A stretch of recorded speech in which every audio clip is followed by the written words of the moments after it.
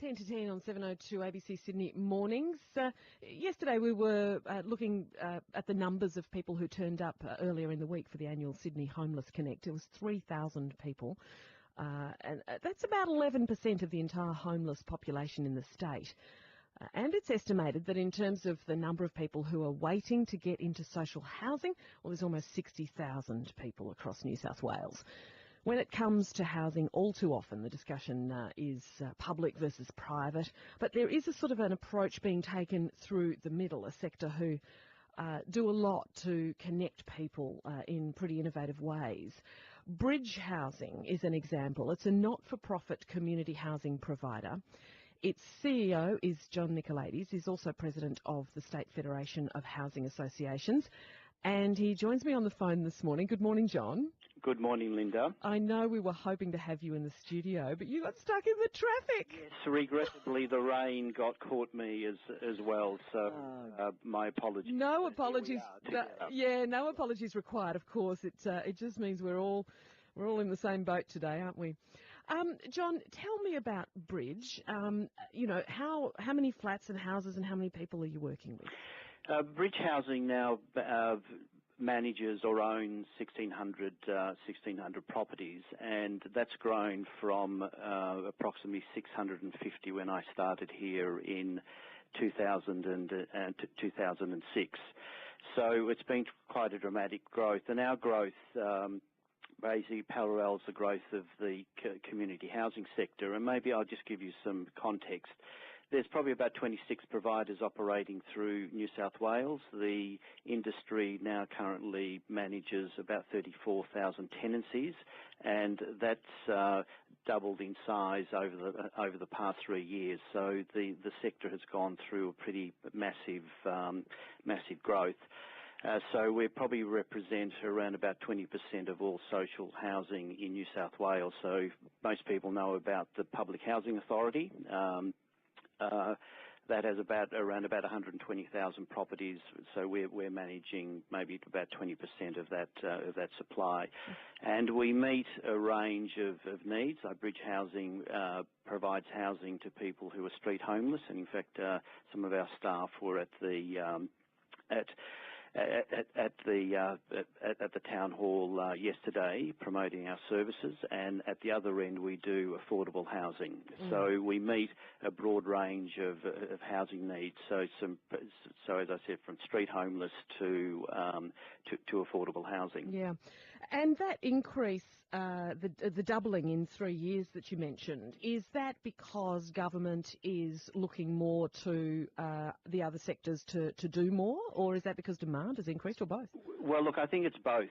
You talked about the growth in the public housing waiting list, which is now around about 57,000 to 60,000 people.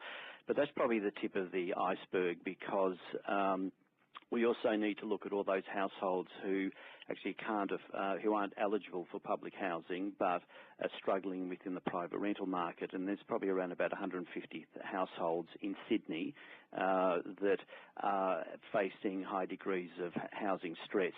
So the waiting list is only one reflection of that.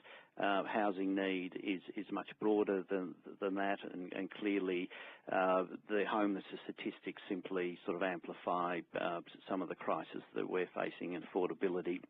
And given as Sydney grows and we need more properties, and there's an undersupply of housing, the people who are going to be most affected are going to be people who are struggling within the market.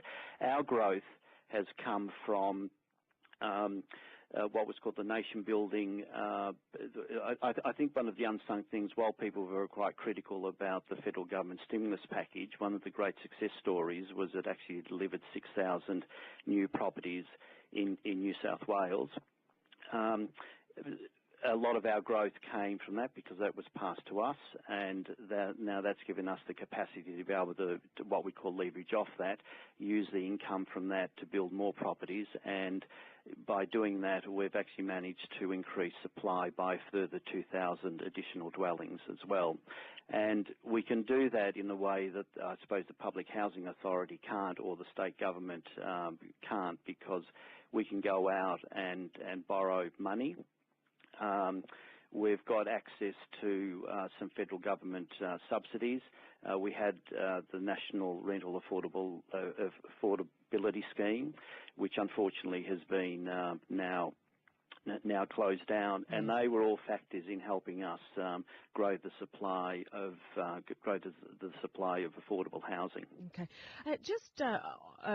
one of the aims I know you have is to get more engagement, I guess, involvement from tenants. How does that work, and is that what tenants are kind of looking for? Is that the message you get from them? Well, I think so. Like tenants are like most people, they want to get a good service from whatever where they're buying services,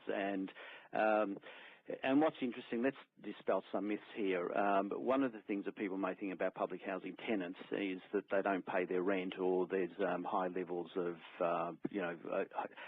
high levels of maintenance and so forth. But that's not true. I mean, our arrears levels, and particularly we have to go to the banks to borrow money. I mean, they're actually quite astounded to say that, for example, arrears levels are probably much lower than they would be in the private sector. So, and like most people, they want to feel that they are going to be part of a community. And one of our strategies is, which we're going to launch tomorrow, is called Building Bridges, which is our community building strategy.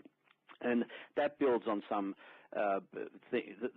a number of things we've done over the past few years. So we've got a very engaged tenant advisory group, our TAG, and that has about 70 members, quite active, and they keep us on our toes.